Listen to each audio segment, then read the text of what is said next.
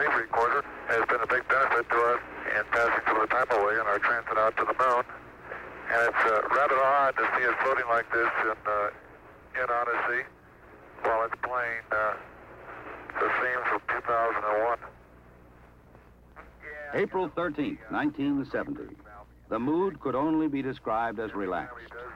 Apollo 13, man's fifth lunar mission. The third, scheduled to land on the moon, continued its tranquil coast. This is the crew of Apollo 13, wishing everybody there a nice evening, and we're just about ready to close out our inspection of Aquarius and get back for a pleasant evening in Odyssey. Good night. 13, we've got one more item for you when you get a chance. We'd like you to stir up your cryo tanks. In addition, I have Shaft and Trunnion Okay. for a look at the Comet Bennett if you need it. Okay. Stand by. Okay, Houston, we've had a problem here. This is Houston. Say again, please. Houston, we've had a problem. We've had a main B bus undervolt. Roger, main B undervolt. Okay, stand by at 13. We're looking at it. And we had a pretty large bang associated with the caution and warning there. And as I recall, main B was the one that had a amp spike on it once before. In the interim here, we're starting to go ahead and button up the tunnel again. April 11th, 1970. Launch day. The crew of Apollo 13. Jim Lovell, commander and veteran of 3 previous missions. He had orbited the moon Christmas 1968 on Apollo 8. Fred Hayes, his first time up, lunar module pilot. Jack Swigert, command module pilot. 3 days ago, he was on the backup crew. Now he replaced Ken Mattingly. Mattingly had been dropped from the mission because he had been exposed to German measles. He would watch the launch from Houston's mission control. Auto sequence initiated, flight. Roger. Flight booster. Go. S4B pre-press complete. Roger. Flight booster. S1C pre-press complete. We're on internal power and we go. Roger. How's it look, Econ? You got your space? Looks good, flight. Okay. MCC recorders to flight speed. Ignition, flight. Roger. Roger. Clock start, flight. Roger. Thrusters go, all engines. Roger. Okay, Fido, how's it look? Looks good here, flight. Good agreement. Okay, booster, how do you look? S1C looks good, flight. Okay, Capcom, we'll go you on the ground. Okay, we'll go at 1, Capcom. Get relieving, flight. Roger.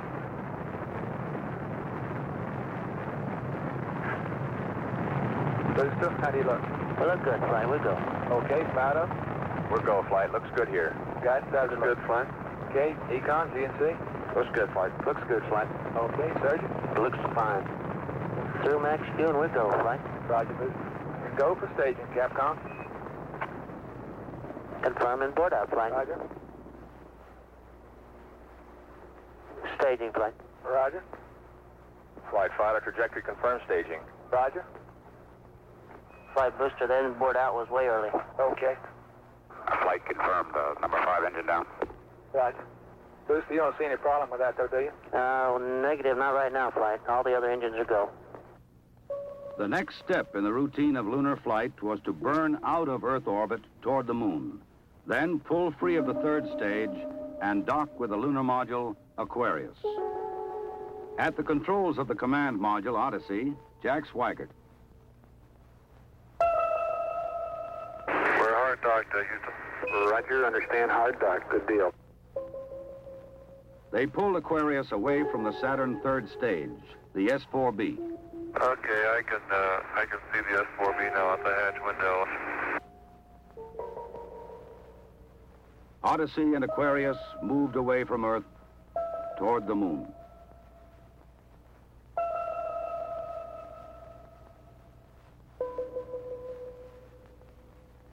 Okay, Houston, we've had a problem here.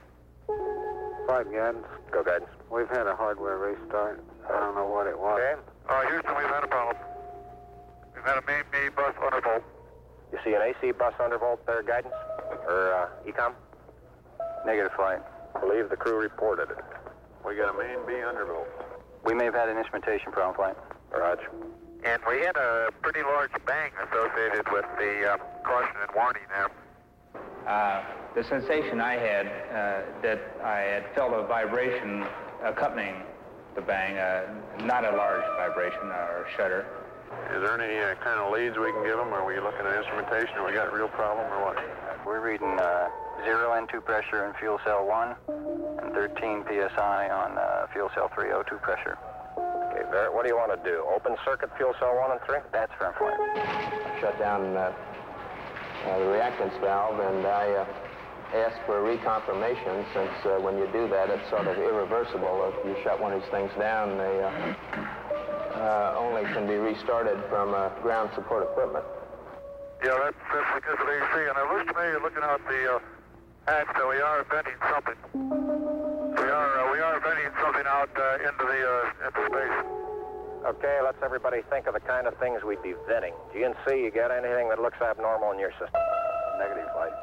How about you, ECOM? You see anything that, with the instrumentation you got, that could be venting? That's a firm flight. Let me look at the system flight as far as the venting is concerned. Okay, let's start scanning. Here is a bulletin from ABC News. The Apollo 13 spacecraft has had a serious power supply malfunction that could cause the lunar landing mission to be terminated early. I assume you've called in your backup ECOMs? Flight, say again? Have you called in your backup ECOMs now? See if we can get some more brain power in this We thing? got one here. Roger. At the moment, the astronauts are continuing to try to isolate their trouble. A late report says the spacecraft now is operating on battery power alone. All unnecessary equipment is being turned off.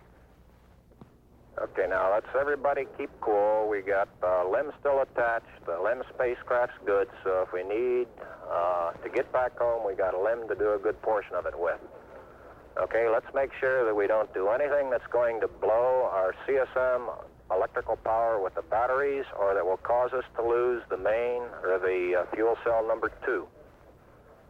Okay, we want to keep the O2 and that kind of stuff working. We'd like to have RCS, but we got the command module system, so we're in good shape if we need to get home. Let's solve the problem, but let's not make it any worse by guessing.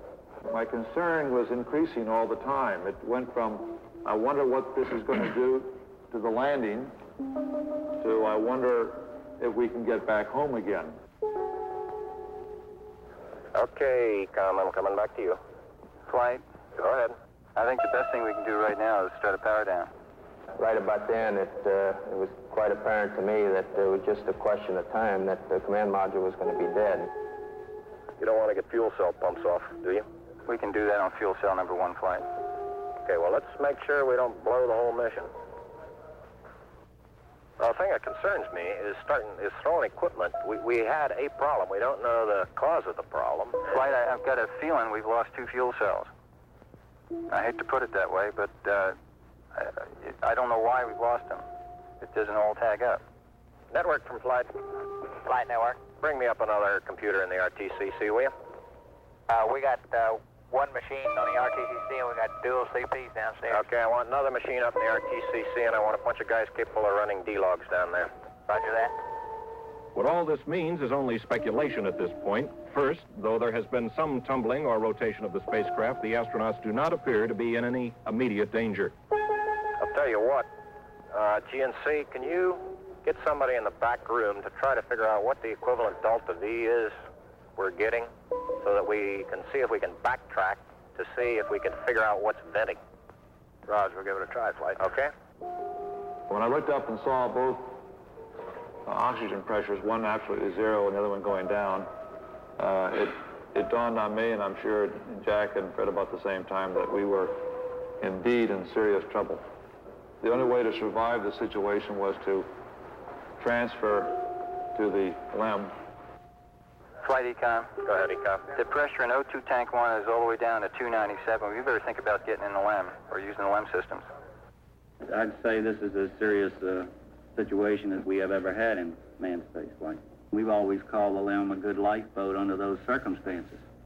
If at any time in the mission, however, the LEM had separated and we had gotten ourselves into a rendezvous situation, or the command module being around the moon, then what you state is absolutely true. It would be a fatal situation. Tell me you from Flight. Go ahead, Flight. I want you to get some guys figuring out minimum power in the LEM to sustain life. The accident had occurred 200,000 miles from Earth. Lovell, Swigert, and Hayes rode in the lunar module attached to a lifeless command module. Apollo 13 had started as a mission of scientific exploration. It was now a matter of survival. Since the command module was dead, except for the oxygen and power hoarded for re-entry, the guidance platform of Aquarius, designed to land on and take off from the moon, would have to be used. The first milestone, and I consider this after the accident, I guess, more or less the survival now. The first milestone was to get alignment on the LEM platform. Alignments are important, you know, because without knowing exactly which way the attitude of a spacecraft is in space, there's no way to tell how to burn or how to use the engines of that spacecraft to get the proper trajectory to come home.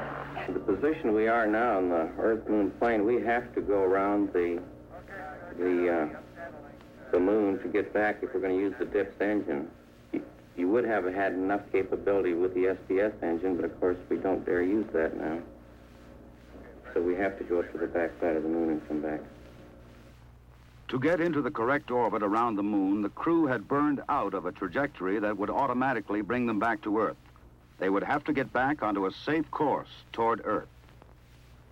He needs to put his throttle to min also, Flight. Throttle to min? Yes, he's at 29% now, roughly. This maneuver, again, was completed on time, and because it was a manual burn, we had a three-man operation. Jack would take care of the time. He'd tell us when to light off the engine, when to stop it. Fred handled the pitch maneuver, I handled the roll maneuver, and I pushed the buttons to start and stop the engines. Aquarius, and you go for the burn.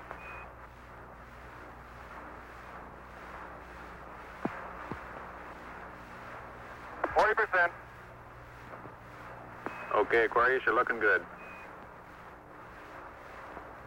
Auto shutdown. The first problem was solved. They were back on the path to Earth. But there were many other problems to be solved. From a building at Houston's Manned Spacecraft Center, systems experts coordinated the coast-to-coast effort to get the crew back. One of the big problems was consumables. There would be enough to eat and drink. But in space, there are other factors. Oxygen to breathe, electrical power to keep the spacecraft alive, water to cool the equipment and keep it operating. What we'll be doing till we get them back on the water is concentrating on everything that is their lives are dependent upon at the moment, rather than worrying about the accident, because there's nothing we can do about that now. It appears at the present time that everything is under control and that we have a safe situation at the moment. Hey, I want to say you guys are doing real good work. So are you guys, Jack. We are about 70 hours from home, and we think we have the situation in control. We've projected the consumables as I've described, and we have a plan for carrying out the rest of the mission, but there's going to be no relaxation at all as far as that goes from now until splash. There was a key decision to be made before Apollo 13 went behind the moon. Where to bring them down. Their present course would take them to the Indian Ocean, where recovery would be difficult. A burn to bring them home quicker would take them to the Pacific Ocean near the recovery forces. Bringing them home even faster would place them in the South Atlantic, again away from recovery forces. It was decided to take them to the Pacific. We've run these simulators both here and at the Cape and at the contractors that continuously ever since last night. We've tried to simulate virtually everything that we've had the crew to do that is non-normal that they've done, and we've proven most everything that we've been able to run on the simulator prior to passing it up to them. There may be some details we haven't done, but at least we've checked the feasibility of everything we've done, and we'll continue to do that. They passed 137 miles from the moon. For Lovell, it was the second time that he had seen the moon so near. But there was no time for contemplation. There was another critical burn coming. Okay, look, let's get the silence, by the way. Let's get all set to burn. We have one chance, Val. And in Houston, the newsmen poured in to tell an anxious world the story. Well, that was going along with the ignition side. Shortly after Apollo 13 had separated from the Saturn third stage, the stage had been sent onto a trajectory toward the moon. Its impact would be recorded by the seismometer left by Apollo 12. By the way, Aquarius, we see the results now from 12's seismometer. Looks like your booster just hit the moon and it's rocking it a little bit. Over. Well, at least something worked on this flight. I'm sure glad we didn't have a limb impact, too. Jim, you go for the burn. Go for the burn. Roger, understand. Go for the burn. Guidance okay? We're good, flight. Control okay? We're okay, flight. Tell me we're go, flight. Inco okay? We're good, flight. Ground confirms ignition. We're burning 40%. West Houston, you're looking good. Roger. Shut down. Roger, shut down. I say that was a good burn. Roger, now we want to power down as soon as possible. Understand. To conserve the electric power and cooling water, the crew shut down all but the vital, life-sustaining systems of the LEM. I think the LEM spacecraft's in excellent shape, and I think it's fully capable of getting the crew back. I think, as we have found before, every time we've put the LEM spacecraft to a test, it's always done much more than it was guaranteed to do, and I think this is a good case in point. Conserve the consumables, cooling water, electric power. The LEM water gun was leaking, and we shut that off. I guess it leaked about a quart of water, I would estimate. But it took me about 2 days to get my feet dry, and of course, I think you were all aware that the temperatures were going down in both vehicles, and it's made for very chilly feet for a couple days.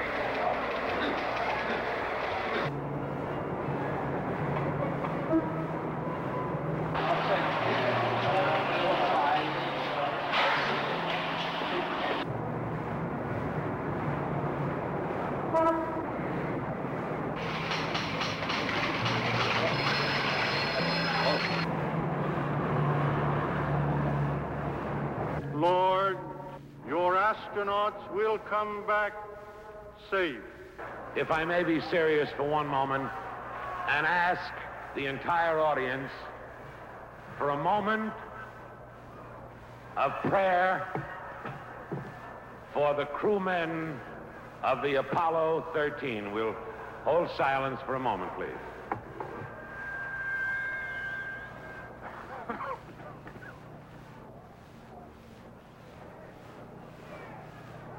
RCS-A stands at 62% and B at 62%. I feel we've gone a hell of a long time without any sleep.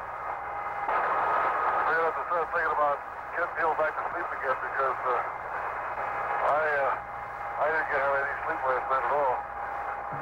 Command module just slowly kept going down in temperature until I think just prior to reentry, it was down to about 38 degrees. And along with that, it was a sort of a chilling coldness. The walls were perspiring, the windows were completely wet, and it wasn't too healthy. I recall that we went in there to get some hot dogs one day, and it was like reaching into the freezer for the food.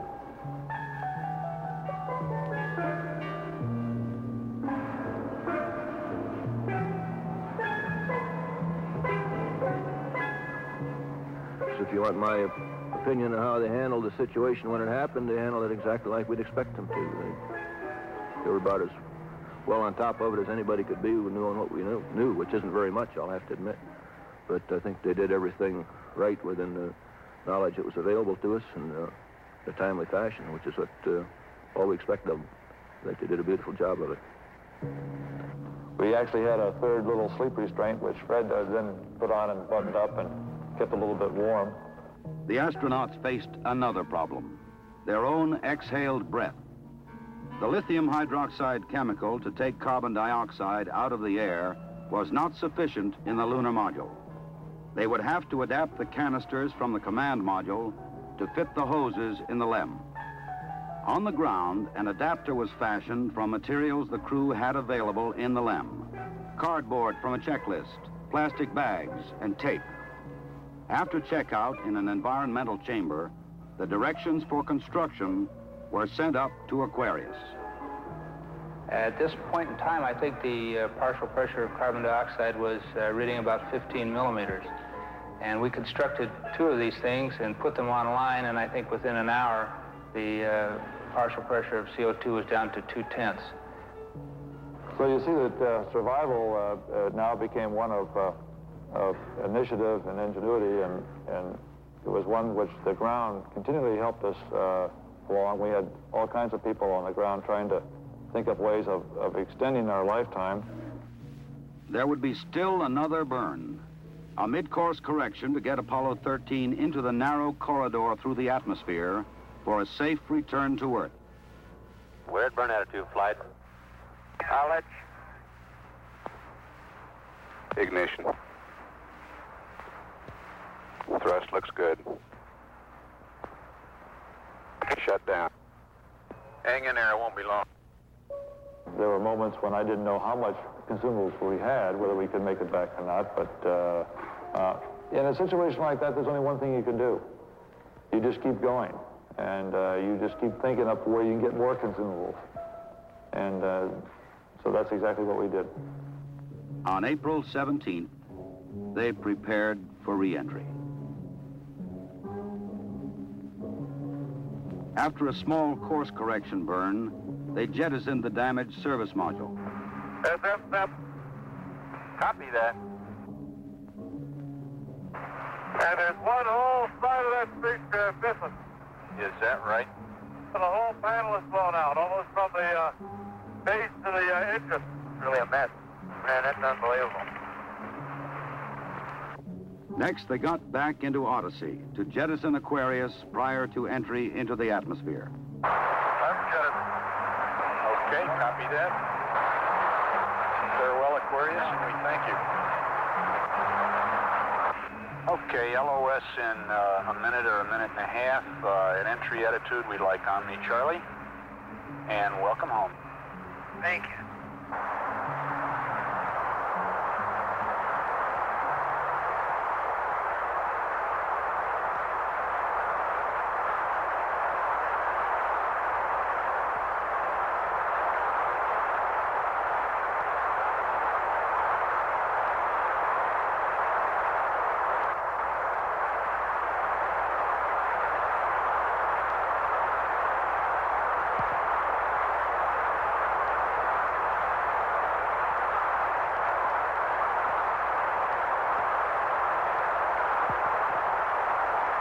Odyssey Houston standing by, over. Okay, go over.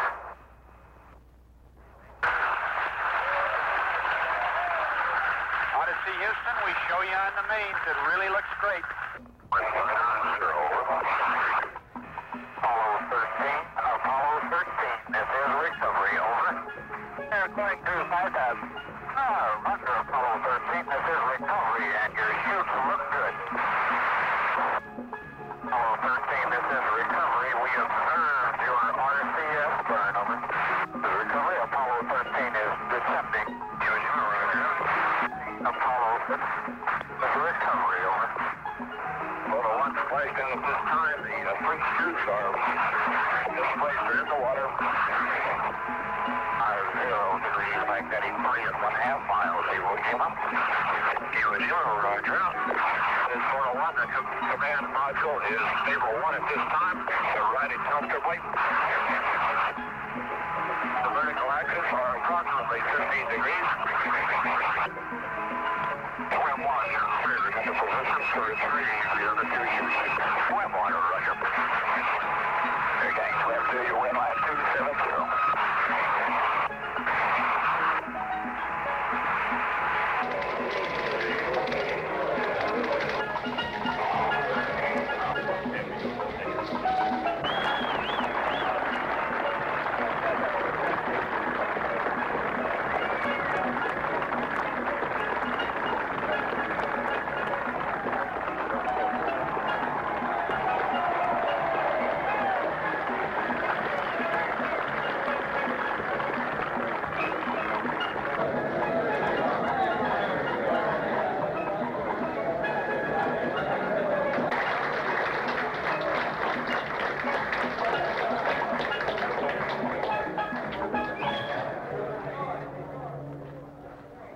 I recall, Captain, that when I spoke to you on the phone, you said that you regretted that you were unable to complete your mission.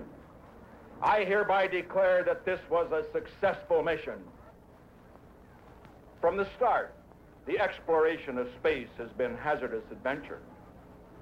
The voyage of Apollo 13 dramatized its risks.